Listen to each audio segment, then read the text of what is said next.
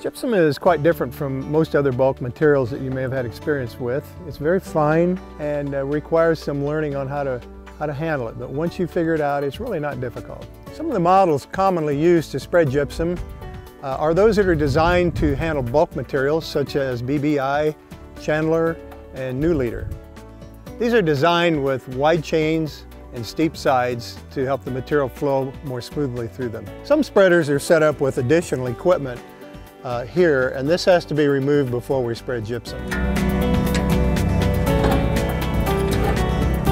Now that we've removed it, you can see that we have a much more open area here for the material to flow, which is very important.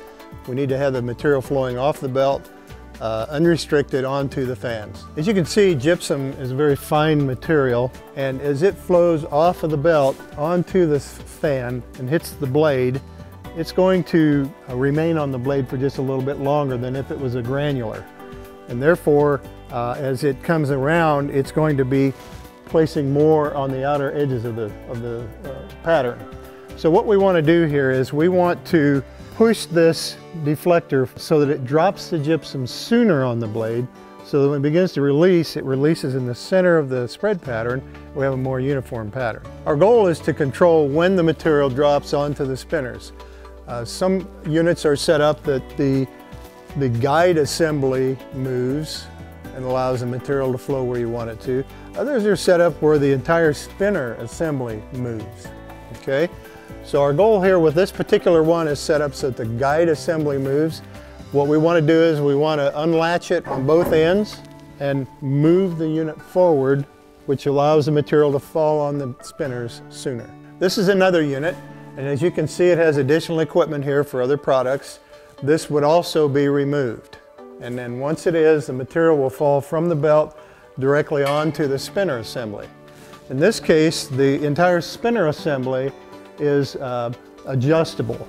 And so what we want to do is we want to adjust this spinner assembly so that the gypsum drops on the spinners sooner. And so we would do that with this adjustment here. In this case, for gypsum, farther back, okay? For fertilizers, we want to move it forward. This is a unit that's set up perfectly for gypsum. As you can see, it's stainless steel. It's got slick, steep sides and a wide belt. But in addition, it also does not have the assembly for the shield over the belt. So we have nothing in the interior here that's going to cause any kind of bridging with gypsum at any time. We'll be applying gypsum typically at 1 ton to 2 tons per acre. So there's going to be a large amount flowing underneath of this door.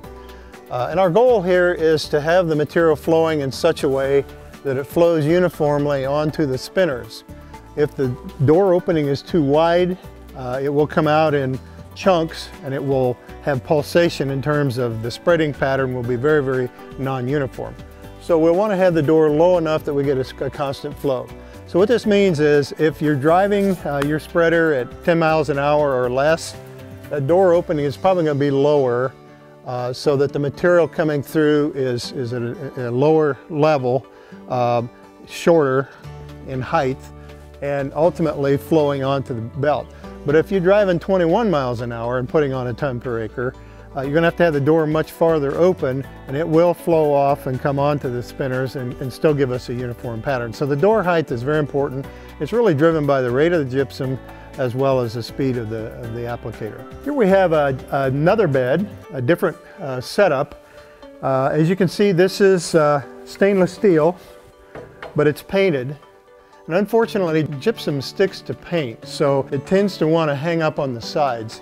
In addition to that, as you can see, we have a very large shield here that is over the belt, and it's close enough to the belt that gypsum will actually bridge as a result of having this shield here. So if the gypsum, in this case, when we spread, it was raining, it tended to be more difficult to use, but the combination of the painted sides and the shield has created an issue here where we get a lot of bridging and we just don't get the flow of the gypsum that we need down onto the belt. It's best to store gypsum inside, out of the elements, but if that's not possible, you can store it outside. Whether you're stockpiling gypsum at the farmstead or out in the field, it's best to stockpile it at least 200 feet away from the nearest drainage channel. Most of these machines have electronic controls. And the bulk density of the material is programmed in. The spreader width, the speed, the application rate, all these things are programmed into this. So initially it's going to take a little bit of trial and error to get the rate down correctly, but once you have it there and it's recorded, it's pretty much a constant for that particular machine that you can use year in and year out.